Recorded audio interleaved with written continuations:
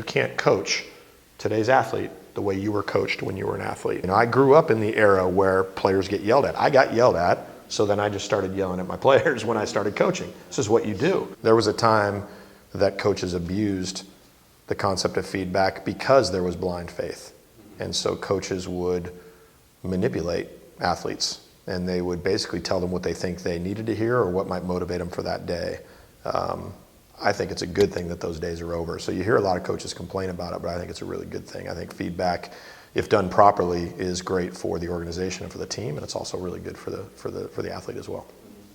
I think I'm not doing a good job as the coach if I can't come up to a player and be directly honest with him with feedback, and he gets offended by that, he gets defensive, he doesn't like that I said that. I have to put that on me as the coach, and that's what happens a lot in sports. Coaches get frustrated that athletes don't take feedback well. And I think it's the coach's fault if an athlete doesn't take feedback well because he hasn't invested enough time in that human being. And that's easier said than done. We have 40 athletes. And to have that kind of relationship with 40 different guys where you can just walk up to him and say what needs to be said without him being offended, that takes time. But to me, that's the time that should be invested as a coach. To me, the competitive advantage is building that trust among your athletes. I think that's the key to success. You can get that going, and then feedback becomes easy. You just walk up to somebody and say, hey, I need you to be better at that. And the kid says, yeah, you know what, you're right. And you walk away and it's done. It's helped me as a coach. I've walked out to the mound during the middle of a baseball game.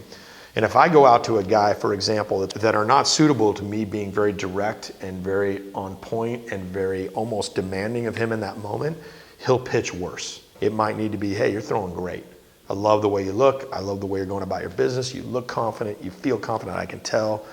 Focus on that glove a little bit more. Don't be afraid to attack that glove and then turn around and walk away.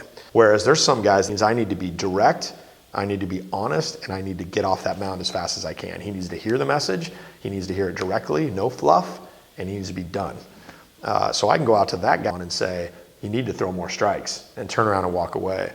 So before I talk to you, I think about your behavioral profile first, how you will receive my message, and then I tailor my message to what you're, to kind of how you would best receive it. Otherwise, I'm just talking to a wall. If I don't do a very good job communicating with the athlete, or he doesn't accept it well, it's, to me, the right thing to do is go to him and say, based on how you reacted to the feedback I tried to give you yesterday, it's clear to me that I haven't done a very good job developing our relationship, and I apologize for that. I'd like to invest more in you and become closer with you so that when I come to you with that kind of stuff, you'll be a little more receptive to it.